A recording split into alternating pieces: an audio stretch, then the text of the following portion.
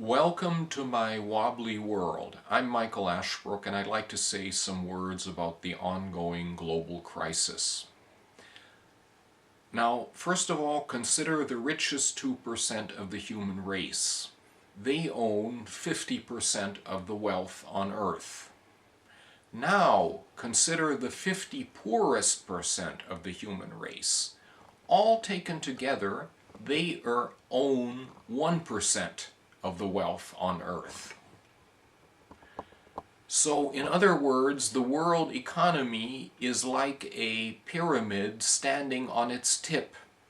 And the real surprise is that it hasn't fallen over every 5 seconds, and that in fact the last crisis of this magnitude happened in 1929 and not yesterday.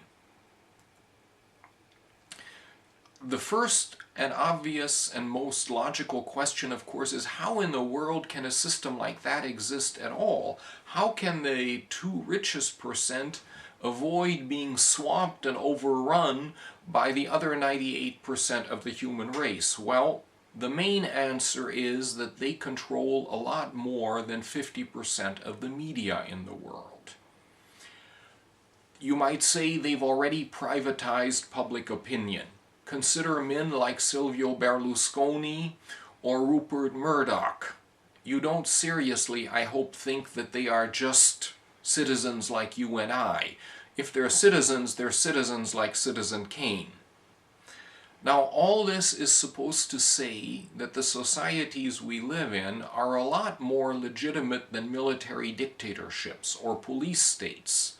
This is true. They're a lot better than that, but they are not as good as a democratic society would be. Obviously, the next step we should take is we should look at that mass of 98% of the people, and we should try to divide it into some categories in order to have an analysis. Now, the biggest category is that of the apathetic. The ones who systematically avoid all news, they zap them away on television, they switch the channel on the car radio, and they certainly would never in their lives look at a newspaper. Obviously, they are not watching now. These are basically the people who choke down the crumbs that fall off of the table of the richest 2%, and they like to mutter and grumble and complain, but that's it. And it must be said, they don't count. Since they are not even informed, they don't act, so they don't count. It's that simple. The next largest group is the conservatives. Now, their strategy is to try to pack more and more bread on the table of the 2%, because the more bread there is, the more crumbs will probably fall down. This is really the Stockholm Syndrome. That is to say, the hostage is identifying with the terrorist who's taken him hostage. And the hostage is cooperating actively with this terrorist. In the event, of course, that's the 2%. This is quite silly. Now, the second smallest group, you might call them the reformists. Their strategy is that they're trying to persuade the 2% to go on a diet, so that there will be more bread left over, more crumbs to brush off of the table, and to let people who are underneath the table have a little bit more to eat, maybe 5 or 10% more breadcrumbs. I don't want to be actively hostile. I don't want to be overly dismissive and sarcastic about these people. They have good intentions. It's wonderful. I wish they would have succeeded, but the fact of the matter is that during the last 30 years, the 2% have gotten ever richer, and the rest of us have been left behind. So the thing is, the reformist strategy simply has not worked up to this point. Now, the smallest group is that of the revolutionary wannabes. Those are people like I. We're probably fewer than the 2% at the top. We're probably only 1% or a fraction or so. But we are the people who want to put the 2% back in their places.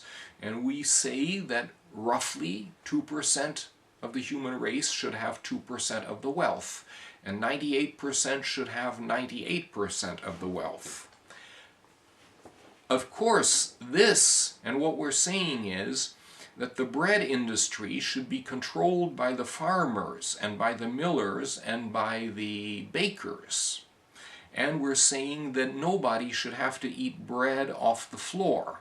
Everybody should have a seat at the table. However, lest there be misunderstandings, this does not mean at all that everybody gets the same amount of bread. Obviously, people who make outstanding contributions to the bread production would get extra slices, and people who flatly refuse to be involved in any way in producing bread, well, they would get a minimum ration to survive on, plus let us say 10% or so.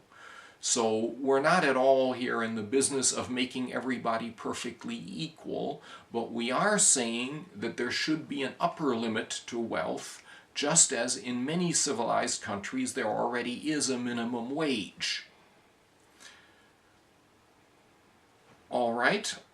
Now, it's just important also to note that the revolutionary wannabes, because they're probably less than 1% of the human race, could theoretically try to intervene directly in the current situation. That would simply lead to massacres and to dictatorships. It would do no good. So in other words, at the moment, they're simply important because they show an alternative to the status quo. But if they're ever going to intervene actively, a lot more people would have to join them. All right, thanks a lot. That's the end of part 1.